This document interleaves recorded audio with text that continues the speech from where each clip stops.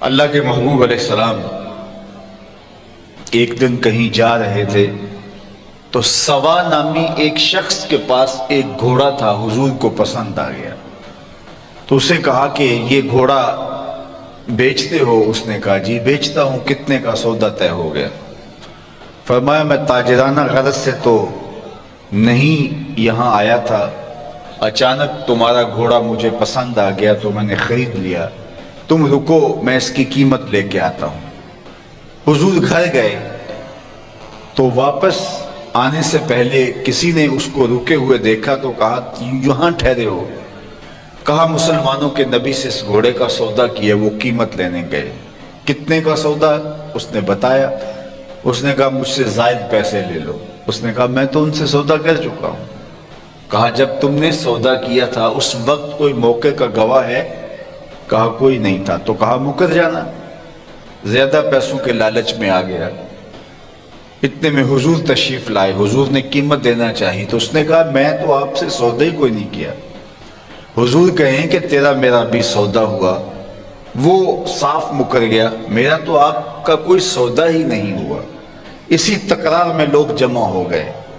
جب لوگوں کا ہجوم بنا تو سوا نے سوچا کہ صادق بھی یہ ہیں، امین بھی یہی ہیں، لوگ انہیں ہی سچا کہیں گے، مجھے جھوٹا کہیں گے۔ میرا تو خیال تھا انکار کروں گا تو گزر جاؤں گا اور مہنگے داموں بیچ لوں گا، تو یہ تو میں پھنس گیا۔ لیکن اس نے کہا اچھا مجھے آپ بتائیے، جب دو آدمیوں کے مابین یوں نزاع بن جائے تو آپ کی شریعت میں تصفیہ کی صورت کیا ہے؟ تو میرے حضور نے فرمایا کہ میری شریعت تو یہ کہتی ہے کہ جو شخص مدعی ہے وہ گواہ لائے، وَالْيَمِينُ عَلَى مَنْ أَنْكَرَ، اور جو انکار کرتا ہے وہ قسم دے۔ اس نے کہا جی طے ہو گیا، اگر آپ نے مجھ سے گھوڑا خریدا ہے، مدعی آپ ہیں، تو آپ گواہ لائیں، اور اگر آپ کے پاس گواہ نہیں ہے تو میں قسم دے دیتا ہوں۔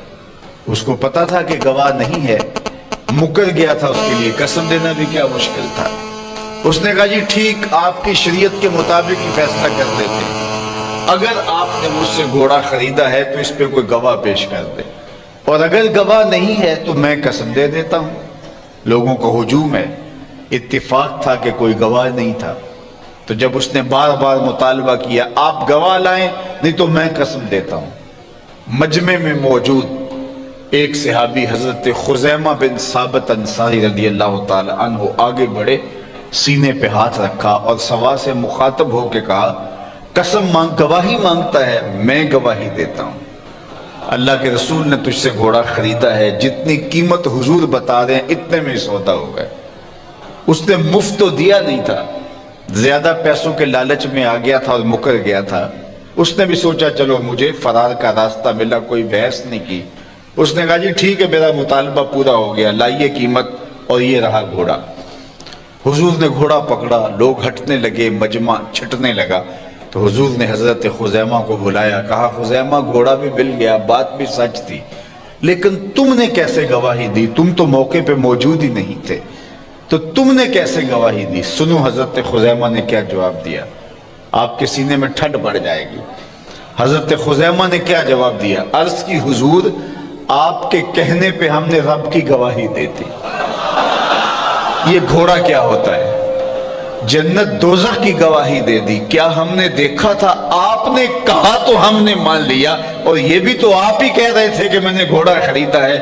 حضور نے حضرت خزیمہ کا ہاتھ پکڑ کے فضا میں بلند کیا اور جانے والوں کو کہا رک جاؤ، ٹھہر جاؤ، کسی عدالت میں کسی کچہری میں گواہوں کی ضرورت ہو، لوگوں سن لو، میری شریعت دو گواہ مانگتی ہے، لیکن جہاں میرا خزیمہ ہوگا ایک کی گواہی دو کے قائم مقام۔